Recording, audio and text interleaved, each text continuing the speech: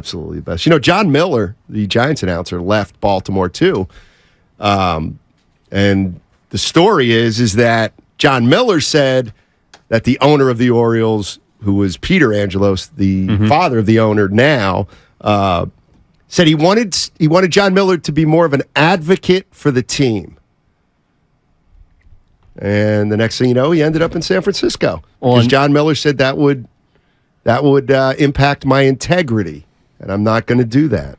Yeah, and especially as someone that I think it's also like you probably have this perspective because you weren't born and raised in the Bay Area, but John Miller he's not from Baltimore. Right. So he's also more of a traditional old school broadcaster in which there's a heavy emphasis placed on not being biased. Mm-hmm. So when you enter another market, your goal is, yes, you want to be the home broadcaster, you want to call it like you see it, but you're not going to favor or sway the audience in a way that's disingenuous.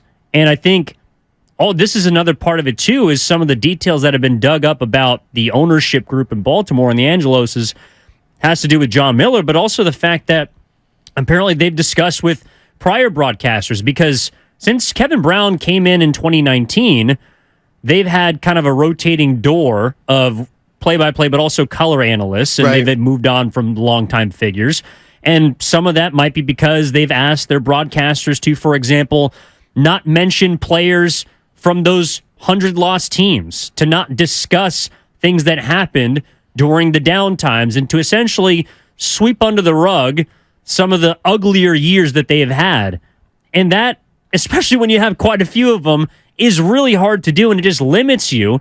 And I think it's got to be probably pretty off-putting. Like, if one of the reasons I do think Bob Fitzgerald is so passionate and emotional about the Golden State Warriors is because of what a caller mentioned, what Fimo Mike mentioned, was he's seen them be not very good for decades. So the fact that they are now dynastic in championship winning, yeah, he's probably going to feel a little more passionate about that because he's watched so many years of bad basketball. Exactly. I mean, I think that's well said. The one thing I was thinking about, and let's just say hypothetical, because I do think there's something about being grandfathered in, or guys who are older like me. And I've thought about this. What if just hypothetically, here's the listener knows now that I'll use hypotheticals on everybody, even myself. What if just hypothetically I got a job at the Sacramento Kings flagship? Hypotheticals. Tomorrow, or heading into the season. Yeah. I mean, I'm not crazy about the Kings' future. Let's put it that way. You know what I mean? The Kings have just broken through. They've made the playoffs for the first time in 15 years. They got Sabonis. But if I'd be there, my first day, I'd be like, hey, Steiny, how do you think the Kings are going to do this year? I think it's going to be tough for them to win 48 games like they did last year. That's what I believe. So maybe it wouldn't go over well in Sacramento. I think that would probably be a tough way to introduce yourself to a lot of people that may not have heard of you. And there might be the question of then, why is this guy on the air? But hypothetically, do you think, are the Kings going to be better or worse than last year? Do you think? They were third in the West.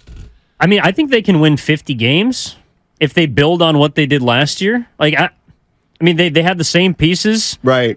Ideally, the young pieces grow and get better. I mean, if they won 45 games, that wouldn't shock me. I think if they won 50, that wouldn't shock me either. I'm kind of with you there. I wouldn't take that for a team that's going to make the jump as far as, okay, now they can win a championship. But as far as the regular season is concerned, yeah, I mean, I think they're probably a 48-win team right now. Diane's in San Jose. Hey, Diane, how are you? Doing great. Love the show. Oh, thank you. Thank you. You guys are on every time I'm in the car, Cool. all around the clock. So Love that. I'm just calling in to say that, hey, I love the home team, and I love the guys like Fitz, who's been there, seen it all, and you can feel the love with everything he says. But I appreciate the balance that comes through as well with Barnett and now Kalina. Okay, let me just break that down for you for a minute. Where we didn't perform the way we hoped to, and here's the reason why it didn't work. And I don't think it takes anything away from the broadcaster or the team of broadcasters in any way, because for those of us who've never played but still love the sport and love the team, we learn something, and we value that. Same as we learn something from you guys every day. Thank you, Diane. I appreciate that. We appreciate that. And, like, to me, Jim Barnett, everybody knows Jim Barnett wants the Warriors to win and wanted the Warriors to win. But if you ask me, hey, Steiny, is Jim Barnett a homer? No. Don't talk about that. Well, I will, Jim. You're not a homer. And to me, that's why Jim, like, if you can walk that, that's why Jim Barnett is an elevated analyst in the Bay Area. Because for 25, 30 years, we all knew he was a Warrior guy. He did the Warriors when they were terrible. He did the Warriors when they were champions. And you know what? Jim was basically the same announcer. Didn't mean he enjoyed watching them win 19 games and lose 63. But, like, if you can pull that off, to me, that makes you the top, like, the head of your field. The head of your field.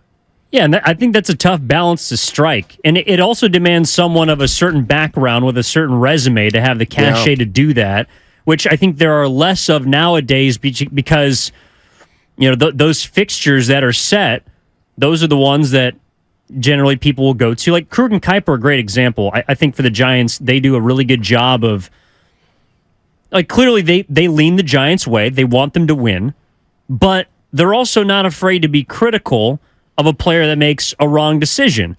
Like, right. For example, in last night's game, A.J. Pollock, recent trade acquisition, slips because he's trying to get back on a ball, falls over, ball goes over his head, leads to a go-ahead run for the other team. If they were homers, they might just say, try and come up with an excuse and, I don't know, maybe the grass is soggy. I don't know. But just some excuse for that happening. But instead it's, that's a mistake that can't happen in that situation. But, he's new to the team. I'm sure he'll improve. Like, there are ways that you can kind of soothe a critical statement. And I think Jim Barnett's a great example of that because he's not afraid to push people on their opinions, but it comes from a place of emotion and it comes from a place of allegiance, I think, most importantly.